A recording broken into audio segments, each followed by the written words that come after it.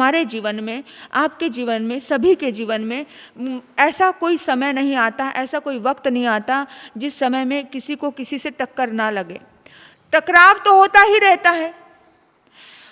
पूरी तरह से टकराव से बचना संभव भी नहीं है, क्योंकि जब तक शरीर है तब तक सुख दुख तो लगे ही हुए हैं। जिस दिन मोक्ष गति मिल गई का कोई दुख नहीं आएगा, लेकिन जब तक शरीर है तब तक सुख दुख का जन्म होना स्वाभाविक है। लेकिन टक्कर लगेगी, टक्कर लगने पर आहत ना हो उसका उपाय सामायिक है। टक्कर लगी लेकिन टकराने पर आहत नहीं हुए, उसका उपाय केवल सामायिक है। जब हम सामायिक करते हैं तो आपको संसार में सबसे अधिक दुख मिलता है, दुख लगता है, टेंशन आती है, तो हम बहुत बार आदरणीय का आदर करना भूल जाते हैं, वंदनीय को वंदन करना भूल जाते हैं। इस प्रकार की विषमता की स्थिति में हम पढ़ करके अपने आप को दोलायमान हम करते हैं, तो अपने कर्तव्य को हम भूल जाते हैं। तो ऐसी स्थिति में संभाव बनाए रखने के लिए, अपने मन की शांति को बरकरार करने के लिए सामायिक साधना बहुत बड़ी उपयोगी है, बहुत उपयोग में आती है सामायिक साधना। तो आज चारों ओर विषमताओं का वातावरण है, दुख दर्द का वातावरण है, सब तरफ हम सुन रहे हैं कोरोना की वजह से बहुत लोग जा रहे हैं, मर रहे हैं, ख़त्म हो रहे हैं। तो हम कहते हैं कि आर्थिक विषमता के कारण मन में अशांति है, ऐसा नहीं है।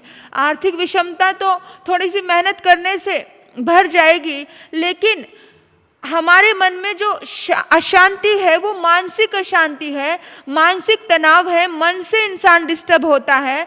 तो ये मानसिक विषमता सामायिक की साधना द्वारा समता भाव लाकर के मिटाई जा सकती है। सामायिक की साधना से ही समता भाव आता है। तो सामायिक शब्द को समझने की जरूरत है। सामायिक शब्द का अर्थ क्या है?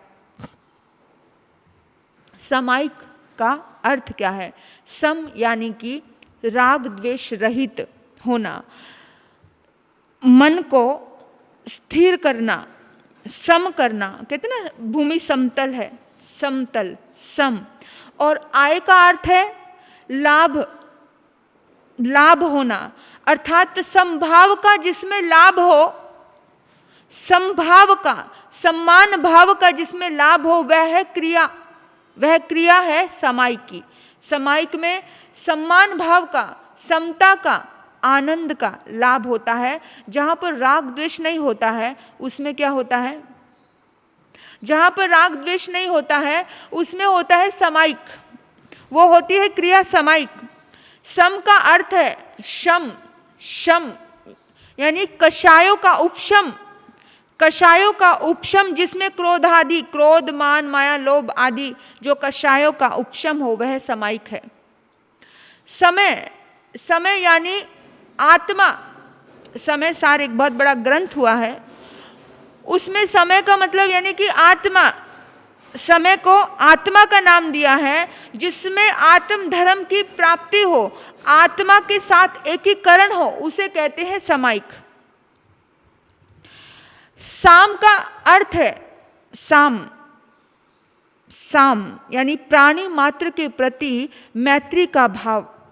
मैत्री के द्वारा होने वाली प्राप्ति को समाय यानी समाई कहते हैं। मैत्री के द्वारा, मोहब्बत के द्वारा जो हमको एक शक्ति प्राप्त होती है, उस शक्ति का नाम है सामायिक।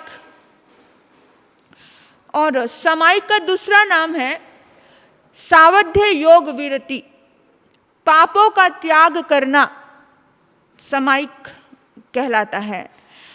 साधक अब उसके लिए प्रतिज्ञा करता है कि मुझे पापों का त्याग करना है। सावज्जंग जोगंग पच्छकामी, सावज्जंग जोगंग पच्छकामी अर्थात सावध्य योग का त्याग करता हूँ। सामायिक की काल मर्यादाएं होती हैं। सामायिक स्वीकार करो जब करते हो उसका पाठ क्या है? कृमि भंते का पाठ है। तो केवल सामायिक, उसमें केवल जाव नियम का पाठ अर्थात जब तक नियम है तब तक सामायिक है। यहाँ पर काल का कोई संबंध निश्चित नहीं किया गया है। हम बोलते हैं जाव नियम बोला है, जब तक नियम है तब तक सामायिक है, तब तक यहाँ पर काल का कहीं पर भी निश्चय समय नहीं दिया है कि इतने टाइम तक सामायिक है, इतनी देर सामायिक करनी चाहिए, कहीं पर नहीं दिया है। तो कोई निश्चित धारणा यहाँ पर नहीं बताई गई है, परंतु सर्वसाधारण आत्मा के लिए, सर्वसाधारण जनता के लिए नियमबद्ध करने के लिए हमारे प्राचीन आचार्यों ने 48 मिनट यानी कि 2 घड़ी की मर्यादा का काल रखा है। यदि मर्यादा ना बंधी हो तो बहुत अव्यवस्था हो जाती है। तो कोई 2 घड़ी सामायिक, कोई 1 घड़ी सामायिक, कोई 4 घड़ी सामायिक, यानी कि कोई 1 घंटा, कोई 2 घंटा, कोई 3 घंटा कोई कर सकता है, लेकिन कम से कम 48 मिनट 2 घड़ी तो करो कम से कम।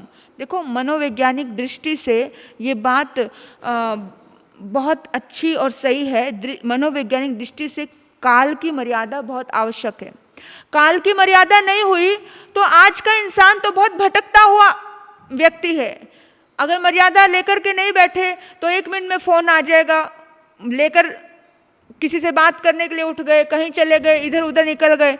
तो धार्मिक किसी भी क्रिया के लिए, किसी भी प्रकार की कोई भी ड्यूटी हो, उस ड्यूटी के लिए भी समय निश्चित होता है।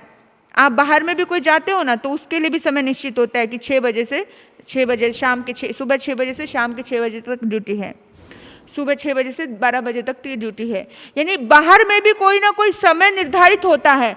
मनोवैज्ञानिक दृष्टि से समय का निर्धारण होना बहुत जरूरी है ना, क्योंकि मनुष्य की जिंदगी में अगर समय का निर्धारण ना हो तो शैथिल्य आ जाता है, तो कर्तव्य का वो पूरी तरह से पालन नहीं कर पाता है, वो उपेक्षा का भाव रखने लगता है। तो समय का निर्धारण होना बहुत जरूरी होता है।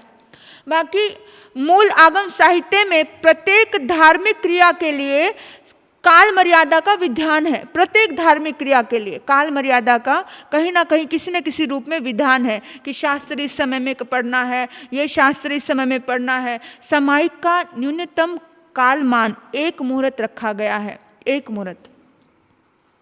जो उत्कृष्ट साधक हैं, जो साधु बन गए हैं, जो संत हो गए हैं, उनका नियम जीवन भर का है, उनकी सामायिक जीवन भर की कहते हैं। लेकिन जो साधारण आत्माएं हैं, जो साधारण साधक हैं, जिन्होंने अभी चलना सीखा है, जिन्होंने अभी एक सीढ़ी पर पैर रखा है, उसके लिए 48 मिनट की काल मर्यादा हमारे पूर्व आचार्यों ने, बड़े आचार्यों ने, ज्ञानी आचार्यों ने निर्धारण किया गया है कि मुहूर्त भर यानी कि 48 मिनट का काल ही क्यों निश्चित किया गया है। ये प्रश्न अक्सर लोग पूछते हैं कि 48 मिनट का काल ही क्यों निश्चित किया गया।